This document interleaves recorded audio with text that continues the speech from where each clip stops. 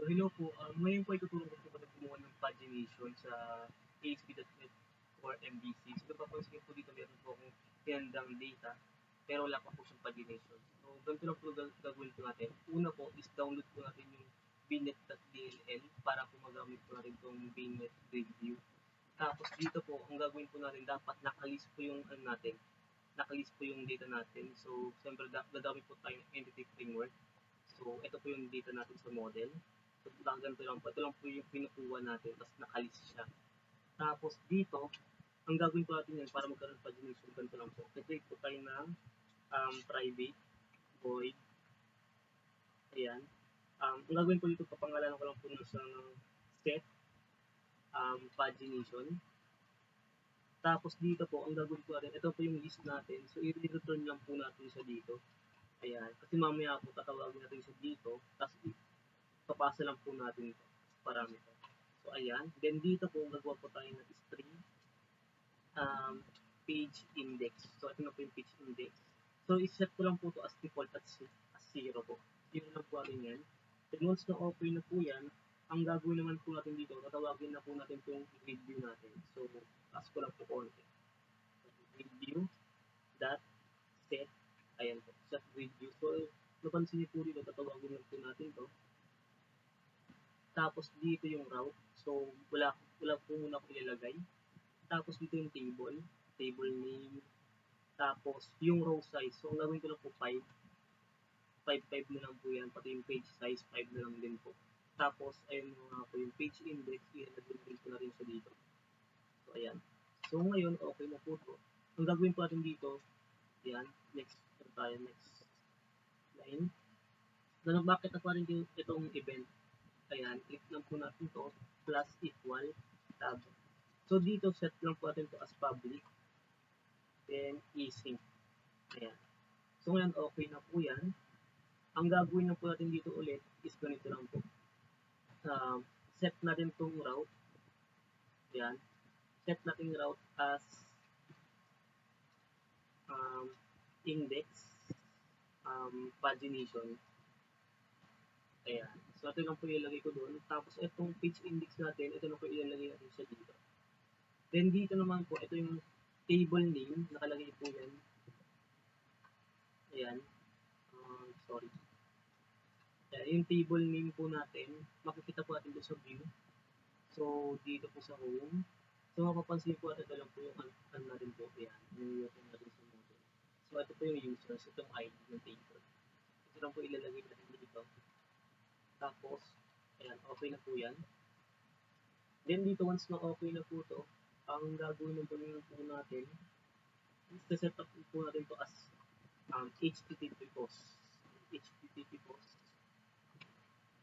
Yan. Then, okay na po ito. Then, copyhin na po natin itong codes natin dito sa index ng page load natin. Copyhin lang po natin yan. Tapos, ilagay na po natin siya dito, set as pagination. Ayan, ilagay ko lang po dito. Tapos dito po, yung ating new page index.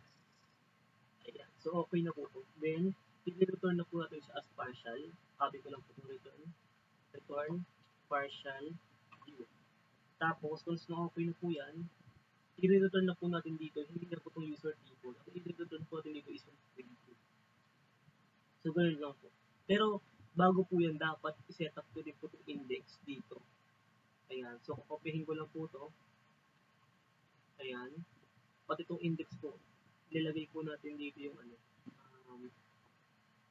yung kanyang view name para mag-fix po siya. Kasi hindi siya gagana kapag hindi pa rin ginawa yun. So, yan. Balik na rin lang po natin. Ganito lang po siya. Ayan. Then dito, same lang po yung dito. Gagawin lang po natin ganoon lang din po. Dito sa partial view.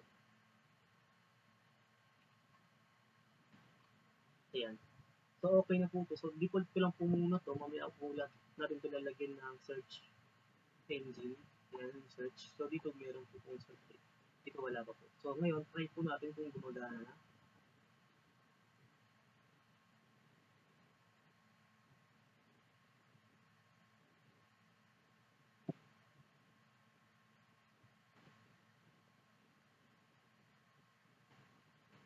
na po.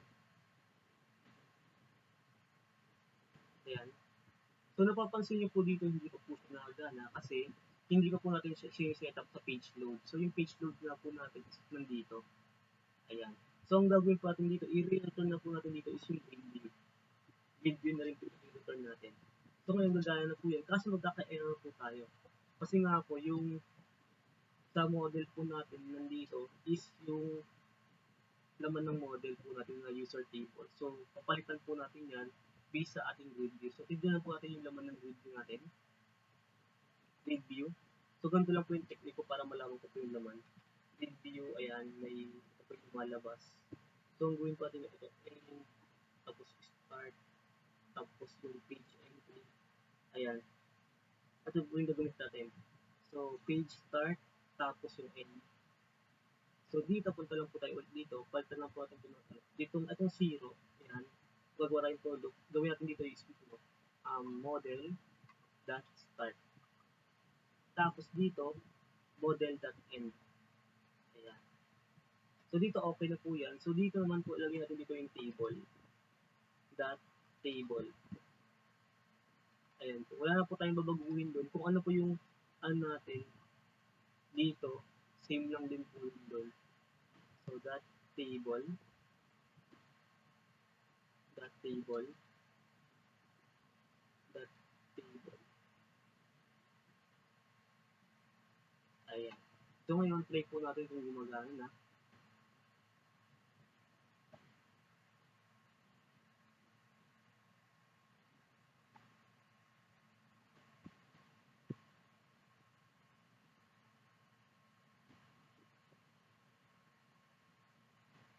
Ayan. So, dito mayroon po tayong error. So, tignan natin kung ano error natin. So, wala naman siyang sinasabi. Pero, hindi po nag-return yung ating data. So, tignan natin kung bakit. So, home controller. Home. O, ito po pala. Hindi po natin siya sinetap. Kaya pala hindi siya lumalabas. So, ganyan lang po. So, yan. So, pinasa na po natin yung laman. So, dito po, wala na po tayong ilalagay. Burahin na po natin yan. Kasi nga po, sinetap na po natin siya as 0. Ayan. Tapos, run na po ulit natin. So, hindi natin natawag kanina.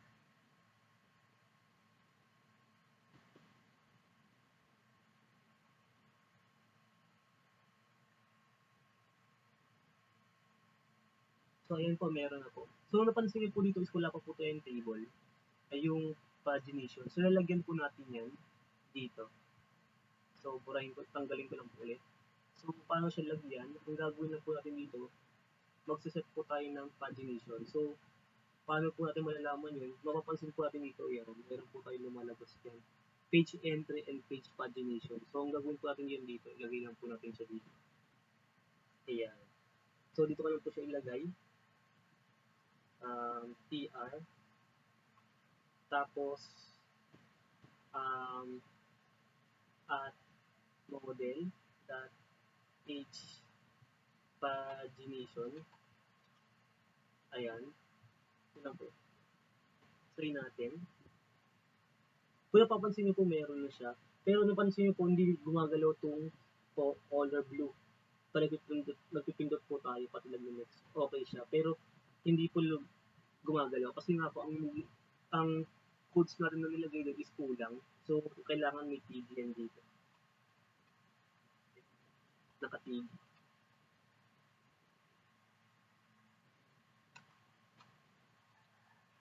Ayan.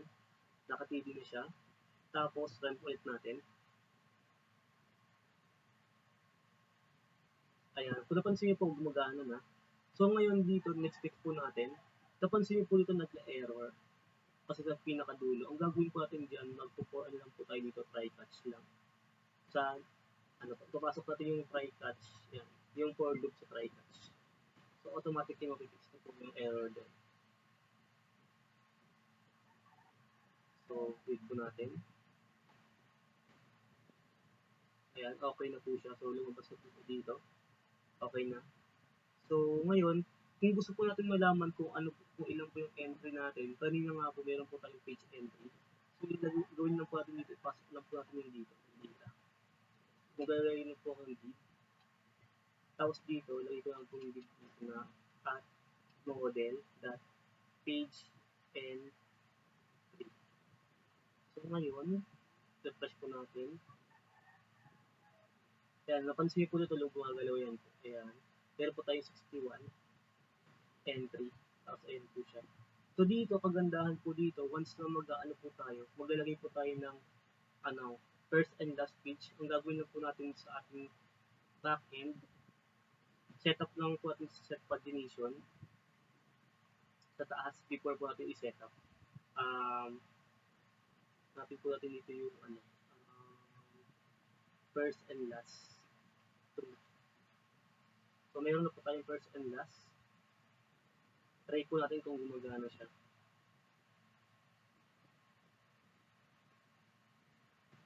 Ayan, kung napansin po natin, meron po tayong last page is 13. So automatic po yung 10 back. Meron po tayong ganyan. So may back po tayo. First and last page. So ito po yun. So meron na po tayong pagination easy. Pero dito po may problem pa po tayo. Once na nakapag-search po tayo, so ayan, nag-error po. So once nag-search po tayo, error po siya. So ang gagawin po natin dyan, ayan, open na dito. Yan, backend.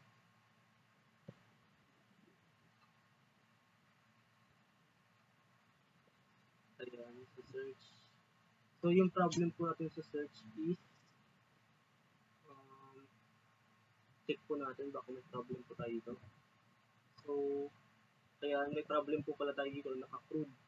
So, dapat naka-index po ito. Ayan. So, yung problem na rin. Kasi index po ito eh. So, check po natin kung magana. Error. Ay, home pala siya. Home. So, dapat home ito. Tapos, back natin.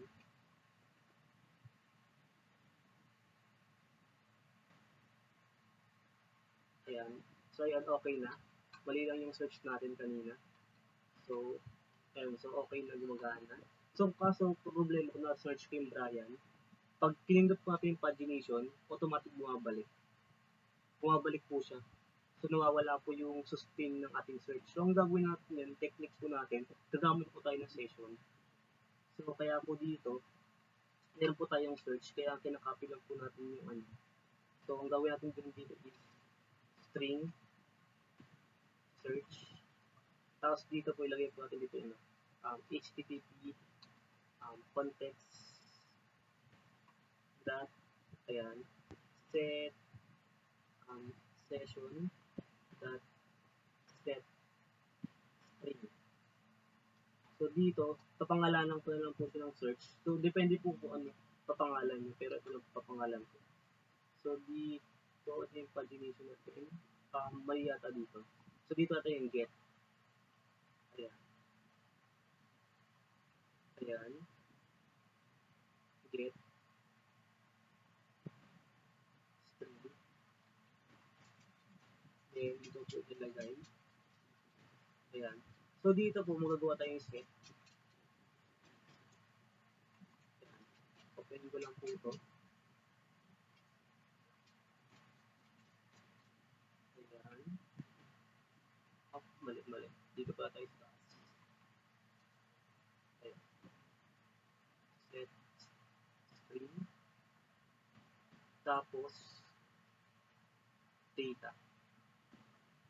So, ayan. Okay na. So, okay na po ito. Meron na tayo. So, kung ngayon magkaka-error pa po yan kasi kailangan pa po natin i-set up yung session. So, ilagay ko lang po dito, builder, services.session, add session. Tapos dito sa app, use session. So, ayun lang po ilagay natin. Then, once na-terminate po natin yung i-run,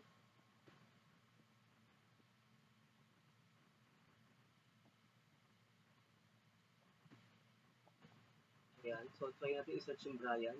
So, kiklik ko lang po ito. Ayan, napansin niyo po hindi na siya nawawala. So, ayan. So, gawin lang po yung pagination natin madali. So, yun lang.